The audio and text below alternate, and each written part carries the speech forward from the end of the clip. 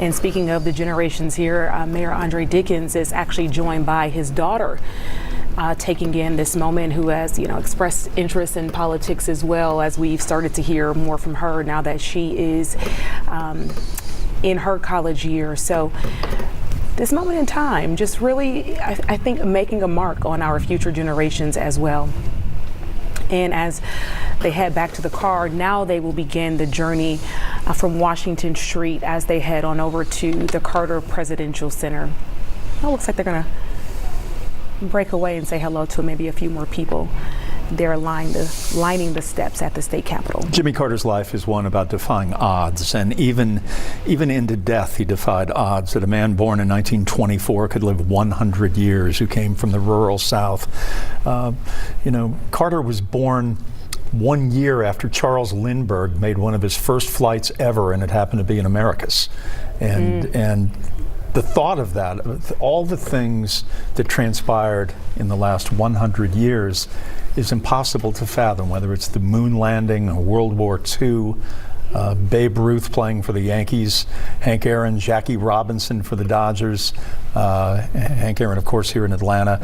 You can go on and on about the American century, and Jimmy Carter was immersed in that. He was a big part of it.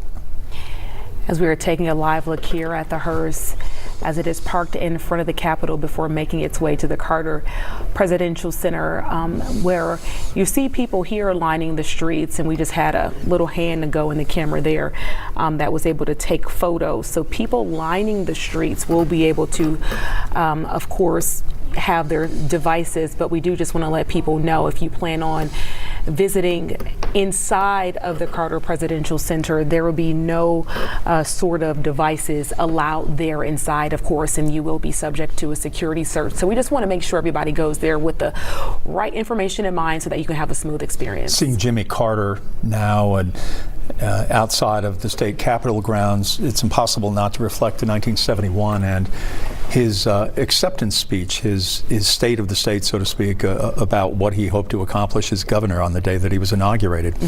And he said something that at that time was shocking, that the days of racial discrimination were over. And that was such a stunning comment from a Southern governor at the time, that he was on the cover of Newsweek as a result of it. And that one line, that one declaration that life here is going to change racially, is something that was shocking and revolutionary at its time, and really a precursor of what his life would prove to be.